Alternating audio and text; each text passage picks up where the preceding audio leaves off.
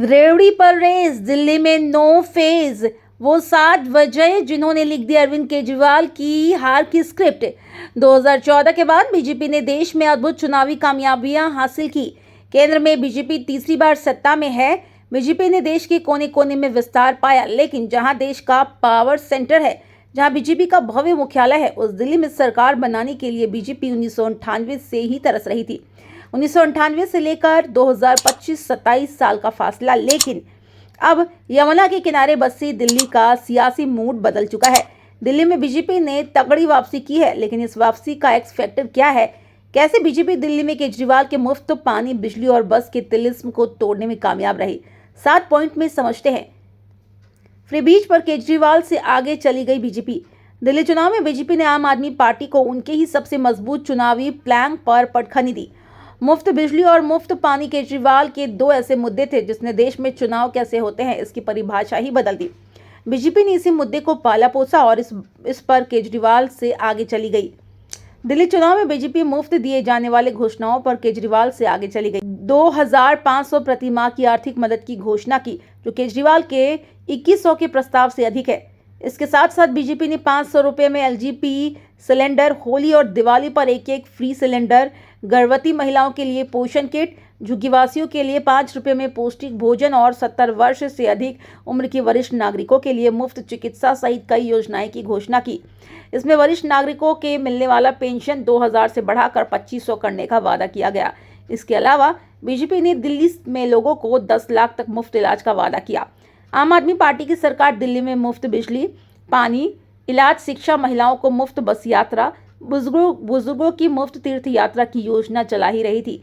केजरीवाल ने इसे और भी आगे बढ़ाने का वादा किया था। उन्होंने बुजुर्गों का इलाज पूरा खर्च, पुजारियों, ग्रंथियों को हर महीने 18,000 रुपए का सम्मान और छात्रों को भी बसों में मुफ्त यात्रा जैसे कई वादे किए थे। आपने दिल्ली मेट्रो में छात्रों को 50% फीसदी छूट देने का वादा किया, लेकिन जनता ने बीजेपी की घोषणाओं को ज्यादा तवज्जो दी। आपके प्रचार के दौरान ये भी बताने की कोशिश की कि अगर बीजेपी सत्ता में आए तो मुफ्त बिजली पानी बंद कर देगी। इस आशंका को निराधार साबित कराने के लिए बीजेपी ने खुद पीएम मोदी को मैदान में उतारा। पीएम ने चुनावी रैलियों में कहा कि कुछ भाई मुफ्त योजनाएं बंद नहीं होगी, बल्कि इसमें इजाफा ही होगा। दिल्ली के मतदाताओं को फोन आ रहे थे कि बीजेपी आई तो मुफ्त की योजनाएं बंद हो जाएगी। इसके जवाब में बीजेपी ने भी ये स्कीम अपनाई और लोगों को फोन कर कहा कि कोई भी मुफ्त की स्कीम बंद नहीं होगी। शीश महल का मुद्दा उठाकर केजरीवाल की कट्टर ईमानदार छवि को तोड़ा। कोई कहे या न कहे, पिछले 11 सालों में केजरीवाल खुद को कट्टर ईमानदार बताते रहे। चुनाव के दौरान पूर्व सीएम अरविंद केजरीवाल की आवास को रिमॉड्यूल कराने में हुए सरकारी खर्च का मुद्दा जोर शोर से उठा। बीजेपी ने इसे जनता की कमाई पर केजरीवाल का शीश महल बताया। प्रधानमंत्री नरेंद्र मोदी ने चुनावी भाषणों, संसद में दिए बयानों में यह मुद्दा उठाकर केजरीवाल की कट्टर ईमानदार की छवि को तोड़ दिया। उन्होंने ये मैसेज दिया कि सादगी और ईमानदारी का ताना बाना बुनकर सत्ता में आई। आम आदमी पार्टी भी दूसरी पार्टियों जैसी ही है, जिसे जनता ही नहीं बल्कि अपनी सुख सुविधा से मतलब है। बीजेपी ने शीश महल को चुनाव में एक बड़ा मुद्दा बनाया, खासकर केजरीवाल की छवि को नुकसान पहुंचाने के लिए। यह उनकी आम आदमी की छवि के खिलाफ एक नैरेटिव सेट करने का प्रयास था। बीजेपी ने इसे भ्रष्टाचार और जनता के पैसे के दुरुपयोग के प्रतीक के रूप में पेश किया, खासकर उन लोगों को जो केजरीवाल की सादगी पर विश्वास करते थे। दिल्ली में चुनाव से महज एक दिन पहले पीएम मोदी ने संसद में कहा कि उनकी सरकार ने लाखों करोड़ रुपए बचाकर इसका इस्तेमाल देश बनाने में किया, शीश महल बनाने में नहीं। दिल्ली की रैली में पीएम मोदी ने कहा कि वो भी अपने लिए शीश महल बना सकते थे, लेकिन उनका सपना गरीबों के लिए पक्का मकान बनाने का था। दिल्ली में चुनाव से महज एक दिन पहले पीएम मोदी ने संसद में कहा कि उनकी सरकार ने लाखों करोड़ रुपए बचाकर इसका इस्तेमाल देश बनाने में किया, शीश महल बनाने में नहीं। दिल्ली की रैली में पीएम मोदी ने कहा वो भी अपने लिए शीश महल बना सकते थे, लेकिन उनका सपना गरीबों के लिए पक्का मकान बनाने का था। यमुना प्रदूषण पर जनता का नैरेटिव चेंज किया। दिल्ली चुनाव में राजधानी की लाइफलाइन रही यमुना नदी के प्रदूषण पर घनघोर हंगामा हुआ। केजरीवाल ने कई चुनावों में यमुना को स्वच्छ बनाने का वादा किया था। उन्होंने कहा था वे यमुना को डुबकी लगाने लायक स्वच्छ बना देंगे, लेकिन वे इस फ्रंट पर कामयाब नहीं हो सके। इस चुनाव में इस मुद्दे पर काफी आरोप प्रत्यारोप हुए। मतदाता जागरूकता अभियानों में यमुना की सफाई एक प्रमुख विषय था। स्थानीय समूहों, एनजीओस और पर्यावरण कार्यकर्ताओं ने मतदाताओं को इस मुद्दे के प्रति सचेत किया, जिससे ये चुनावी बहस का एक केंद्रीय बिंदु बन गया। साफ पानी जैसा जनता से सीधा जुड़ा मुद्दा उठाया। आम आदमी पार्टी दिल्ली वालों को मुफ्त पानी तो दे रही थी, लेकिन यह मुफ्त का पानी पीने लायक था भी? दिल्ली चुनाव में बीजेपी ने इस मुद्दे को खूब उठाया। बीजेपी कार्यकर्ताओं ने घर में सप्लाई होने वाले सीवर मिश्रित पानी की तस्वीरें सोशल मीडिया पर डाली। आप नेताओं से सवाल पूछे। केजरीवाल गंदे पानी पर दिल्ली वालों के गुस्से का जवाब नहीं दे सके। उल्टा उन्होंने बीजेपी की हरियाणा सरकार पर ऐसा आरोप लगाया कि दिल्ली का चुनाव प्रचार उबलने लगा। केजरीवाल ने 27 जनवरी को एक रैली में कहा, लोगों को पानी से वंचित करना, इससे बड़ा पाप कुछ भी नहीं है। भाजपा अपनी गंदी राजनीति से दिल्ली की जनता को प्यासा छोड़ना चाह रही है। वे हरियाणा से भेजे जा रहे पानी में जहर मिला रहे हैं।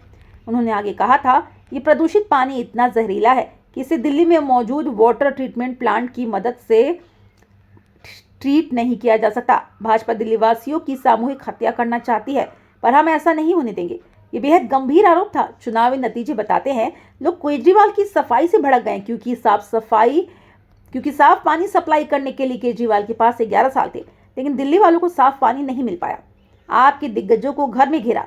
इस चुनाव में बीजेपी ने आम आदमी पार्टी के दिग्गज नेताओं को सांस लेने का मौका भी नहीं दिया और अपने दिग्गज नेता उनके खिलाफ उतारे। बीजेपी ने पूर्व सीएम अरविंद केजरीवाल के खिलाफ परवेश वर्मा को उतारा। सीएम आतिशी के खिलाफ रमेश बिधूड़ी को टिकट दिया। बीजेपी ने इन नेताओं की लोकप्रियता और राजनीतिक अनुभव का इस्तेमाल आपके खिलाफ किया। बीजेपी की किलेबंदी की वजह से आपके बड़े नेताओं का ज्यादा ध्यान अपनी ही सीट पर रहा। वे दिल्ली की दूसरी सीटों पर प्रचार करते तो गए, मगर वहां वे माइक्रो मैनेजमेंट नहीं कर सके। बिना सीएम के चेहरे के फाइट। बीजेपी की चुनाव तर्कश में एक ऐसा तौर है जिसका सफल इस्तेमाल बीजेपी कई चुनावों में करती आई है।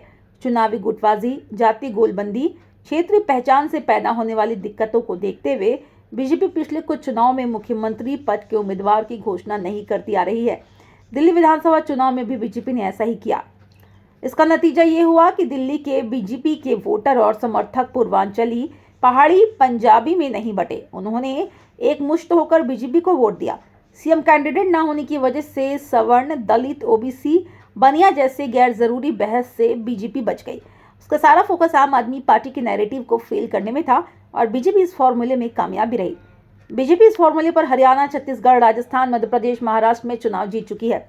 मुस्लिम बहुल सीटों पर समीकरण कम। सीलमपुर, मुस्तफाबाद, मटिया महल, बल्ली मारान, ओखला, बाबरपुर, गांधीनगर, सीमापुरी, चांदनी चौक, सदर बाजार, किराड़ी, जंगपुरा ऐसी सीटें हैं जहां मुस्लिम वोटर निर्णायक संख्या में हैं।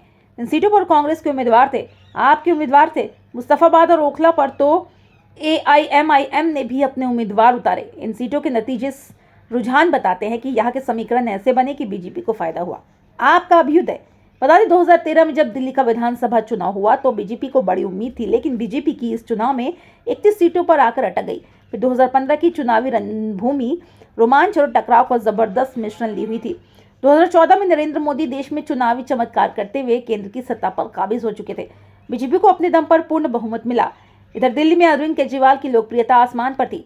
2015 की टक्कर में केजरीवाल ने जादू किया और 70 में 67 सीटें जीतकर आपके प्रचंड आमद का नगाड़ा बजा दिया। बीजेपी हक्की बक्की थी, बीजेपी तरसती रह गई। 5 साल बाद 2020 में यही कहानी रिपीट हुई। 2019 में पीएम मोदी ने केंद्र में भले ही अपना करिश्मा दोहराया, लेकिन 2020 में दिल्ली में बीजेपी एक बार फिर मन मसूम कर रह गई। इस चुनाव में भी आपने 62 सीटें आलोचकों की जुबान बंद और बीजेपी कांग्रेस को निरस्त कर दिया, लेकिन 11 सालों बाद आपका अभिमान निस्तेज हो गया। वीडियो पसंद आए तो लाइक, शेयर और चैनल पर पहली बार आए हैं तो हमारे चैनल को सब्सक्राइब करें, बेल आइकन क्लिक करें और हमारे पेज फॉलो करें।